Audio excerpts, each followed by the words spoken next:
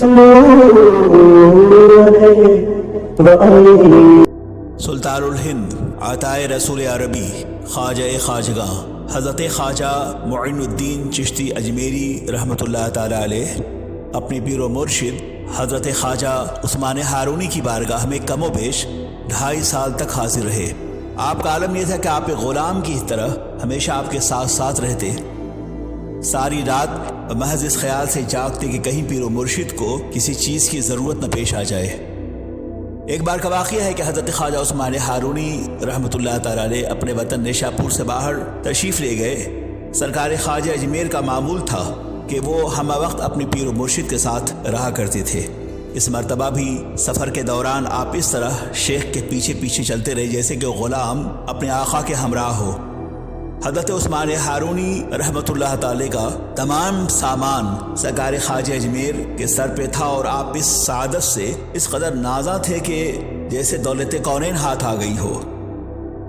حضرت خواجہ عثمان ہارونی نے ایک غیر آباد علاقے میں قیام کیا، پھر بڑے عجیب لہجے میں سرکار خواجہ سے فرمایا۔ سرکار عثمان ہارونی نے کہا کہ معین الدین، ساری دنیا ہمیں چھوڑ کے چلی گئی ہے، اب تم بھی چلے جاؤ۔ پیر و مرشد کے اس سوال پر سرکار خواجہ اجمیر نے کہا کہ حضور اب کہاں جاؤں، آپ کے سوا میرا کون ہے؟ یہ کہتے ہوئے خواجہ اجمیر اشکبار ہو گئے اور انہوں نے یہ کہا کہ حضور میں تو ایک کا ہو چکا ہوں، اب مجھے دوسرے کے در پہ صدا دیتے ہوئے شرم آتی ہے۔ سرکار خواجہ اجمیر کا یہ جواب سن کر سرکار خواجہ عثمان ہارونی بے قرار ہو گئے اور آپ کو سینے سے لگا کر انتہائی رقت آمیز لہجے میں دعا کی کہ خدائے ذوالجلال معین الدین کو قبول فرما لے۔ اس نے میری بے سر و سامانی کے باوجود مجھے کہیں تنہا نہیں چھوڑا، تو بھی اسے زمین پہ تنہا نہ چھوڑ۔ ابھی یہ دعا کے الفاظ ختم بھی نہ ہوئے تھے کہ سرکار خواجہ معین الدین چشتی اجمیری بارش انوار میں نہا گئے۔ ایک تیز شعاع دل و دماغ کو روشن کرتی چلی گئی، یہاں تک کہ آپ کی آنکھوں کے سامنے تمام حجابات اٹھ گئے۔ سرکار خواجہ عثمان ہارونی نے کہا کہ بیٹا معین الدین، تم کیا دیکھ رہے ہو؟ اب تو آپ نے کہا حضور، تحت الثری سے لے کر عرش اعظم نگاہوں کے سامنے ہے، اب اندازہ کرے۔ یہ کہنے کے بعد سرکار عثمان ہارونی نے کہا کہ معین الدین، میرے پاس جو کچھ تھا وہ میں نے تمہارے حوالے کر دیا ہے۔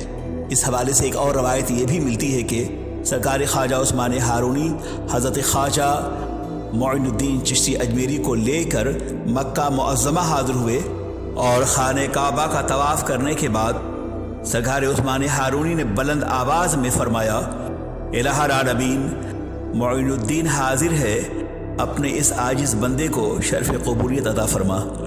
جواب میں غیب سے آواز آئی کہ ہم نے اسے قبول کر لیا، بے شک یہ معین الدین ہے۔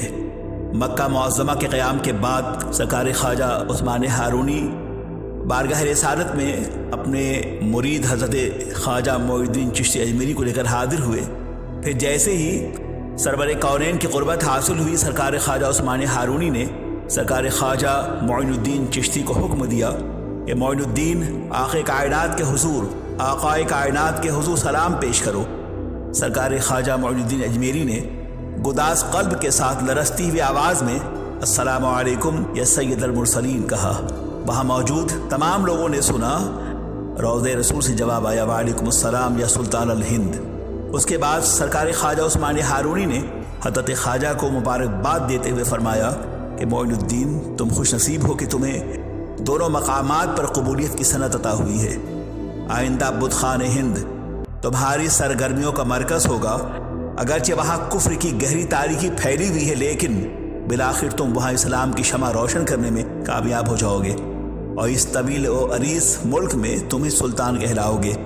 جسے دربار رسول سے تاج سلطانی بخشا گیا، وہ ہند کے تمام بادشاہوں پر غالب ہو کے رہے گا۔ اور یہ بات سچ ہے کہ آج صدیوں سے ہندوستان کی زمین پر جس کی بادشاہت ہے وہ سرکار خواجہ اجمیر ہیں۔ اپنے دور کے فرائض نے سرکار خواجہ اجمیر سے مقابلہ آرائی کی کوشش کی، مگر وہ شکست خوردہ رہے، اور تاریخ اسے بھلا نہیں سکتی، اسے فراموش نہیں کر سکتی۔ آج بھی بر صغیر ہند و پاک کے ذرے ذرے پر سرکار خواجہ ہند کی حکومت ہے، اور لاکھوں دیوانے ان کے چاہنے والے ان کی بارگاہ مقدس سے ہر سال بلکہ ہر لمحہ فیضیاب ہوتے رہے ہیں، اور انشاءاللہ یہ سلسلہ فیض عام قیامت کے صبح تک چلتا رہے گا۔ اپنے دور کے شہنشاہ ان کے در کے بھکاری ہیں، چاہے وہ اکبر اعظم ہو، چاہے وہ نور الدین جہانگیر ہوں، چاہے وہ اورنگزیب عالمگیر ہوں، چاہے پھر بہادر شاہ ظفر ہوں، چاہے اس کے بعد کے شہار وقت ہوں، ہر دور کے ارباب اقتدار ان کی بارگاہ میں سرخمیدہ نظر آتے ہیں، اس لیے کہ کوئی اندازہ کر سکتا ہے ان کے زور بازو کا نگاہ مرد مومن سے بدل جاتی ہیں تقدیریں۔ تیرے لحد کی زیارت ہے زندگی دل کی، مسیح و خضر سے اونچا مقام ہے تیرا۔